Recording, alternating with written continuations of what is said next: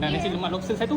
Boleh? Oh, ini lobster dia. Ni Oh, lobster. besar juga. Ni half. Ini dari mana buat? Yang ni Canadian. Alright. Yang ni Sabahan. Sabahan. Ni Sabahan. Ini pun dah puas makan dah Puas? Dia Puas tak lama hati. pun sebab kita dah kukus dulu. Oh, dah Maksudnya, kukus. Okey. Supaya dia Alright. lebih better lah. Okey. Nasi lemak dia. Nasi lemak dia beras biasa lah. Beras biasa. Okey, alright. Okay, ni untuk yang ni dia 2 nasi lah. Alright.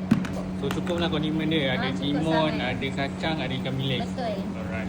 Sebab nama nasi lemak Betul. kan. Untuk nasi lemak ni dia akan dapat telur mata lah. Betul, dia ada telur mata. Telur rebus tak ada? Tak ada, kita Tak tak ada. nak rebus. Okey. Lagi senang, orang lebih suka nasi yang ada telur mata kan. Betul.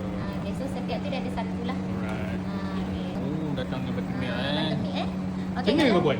Kena. Kena Alright. So kalau yang apa-apa lah, biasa dia akan ada buttermilk. So kita akan bagi dia lemon half.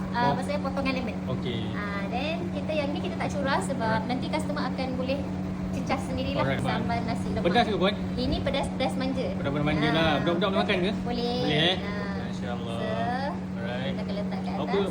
Berapa jam ni buat sambal ni? Oh, kadang-kadang ni saya masak lebih kurang kalau nak lama 2 jam. 2 jam, 3 jam lah biasa. Dah Alright. siap. Okey, nasi lemak lobster.